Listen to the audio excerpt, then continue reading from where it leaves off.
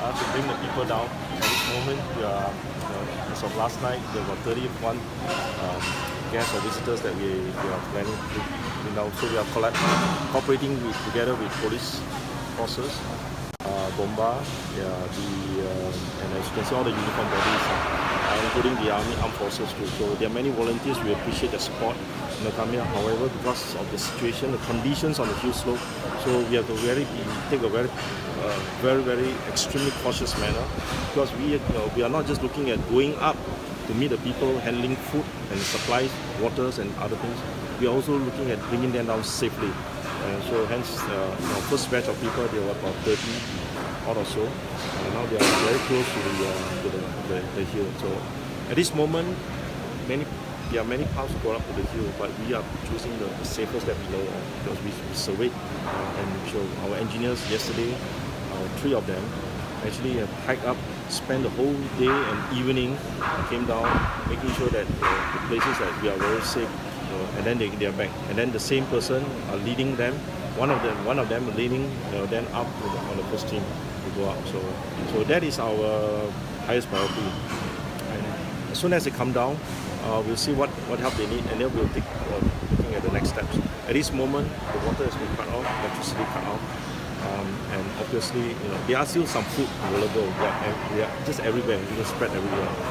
So food-wise, it's never an issue. The issue is that making sure that we're taking care of ensure that they're comfortable and they feel safe. So that is our utmost priority. We also realize they are senior citizens, so they will as of this morning, the plan is that they will stay there first, because since we have food, and then we're bringing food supply, and then we'll bring the people who can walk, and then now we're looking at the next step and find the best way to bring them down. So we do consider airlift. Unfortunately, the helipad is in a different location, different view. That road has been cut off. Okay. So on the hill, there is no place that you can land safely.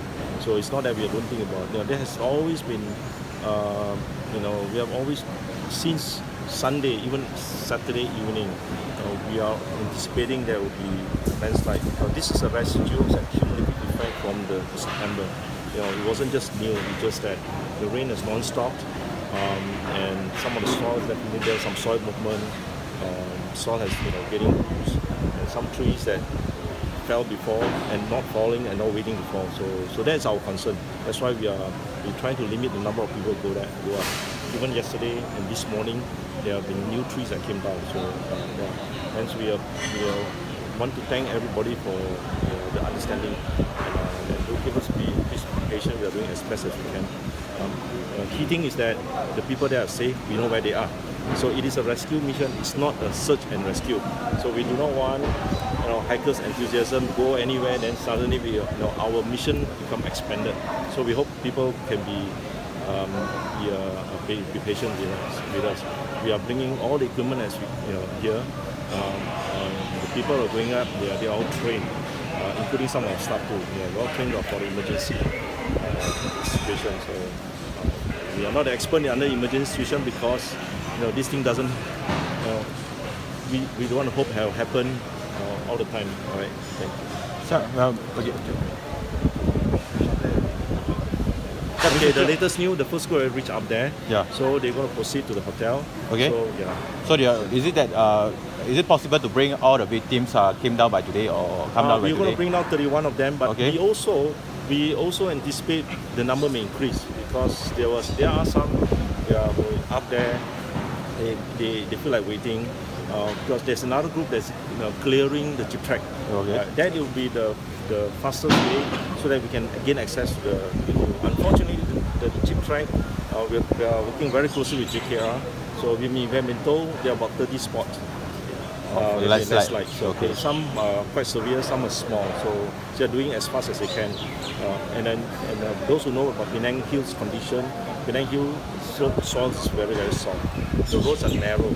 It was designed many years ago. It wasn't meant to be a public road. There are places that are very steep. So things that you have even heavy machinery cannot reach. Just take an example on the railway track. So there's no machinery can reach there. So we have to go back to the very old way, very basic ways of clearing. So we appeal to the public and show some support. So sorry, what was I? Except the tourists that are up there up on the Penang Hill, is it that other residents? Can you estimate how many people is around the whole Penang Hill? Okay, we don't have a actual census of the population of Penang Hill. Whatever numbers are very old numbers. Most of the residents are privately owned bungalows, and they have their caretakers and workers. So plus the contractors and things like that. So we don't keep track of the number of people because it's very difficult. It can come out from but the overall estimate there's no more than few hundred, no more than at any one point, no more than just personal estimates for 500. Fortunately, when the train operations were able to bring most of the people on Saturday night, all tourists came down. But however, there were some hikers that hike on their own. We actually managed three hikers, actually tourists, foreign tourists, were able to guide them back to the station. So now the numbers that we know of says every bungalows or every unit residents are just because of few people. There are workers out there and stuff like that. So for now, many of them have told us they have enough food. Their food supply is not an issue. It's only the Bellevue Hotel, we have some guests there. Initially numbers that are given to us about 40, we're still trying to making sure the numbers is accurate. We do have the list of numbers. So we will do our best to go batch by batch. Whoever, we will not leave anybody alone. As long as we can communicate, we will not leave anybody alone. So that's our commitment. So Mr. Is it that able to explain about the track, how the condition and when to get repair and to resume the service or anything? So sorry, I was sorry. Can you explain for us how about the condition of the track? Is it that we need how long to repair it, and when is it can we resume the service? This is a very tough question actually. So while the last 2 days we are still trying to assess the damage. First thing, our focus is the jeep track and the railway. That's the first thing that we will do, and then all the hiking paths will be the second or third priority.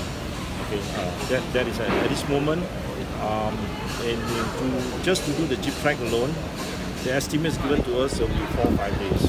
We're trying to do as quick as possible. Just to add on earlier my comment, we are sending a team to the jeep track to help to assist the JKR. They are clearing from bottom and then from the top. But because of 30 spots, and then the conditions are quite challenging, so progress is quite slow. I wouldn't say slow. They are doing as best as they can.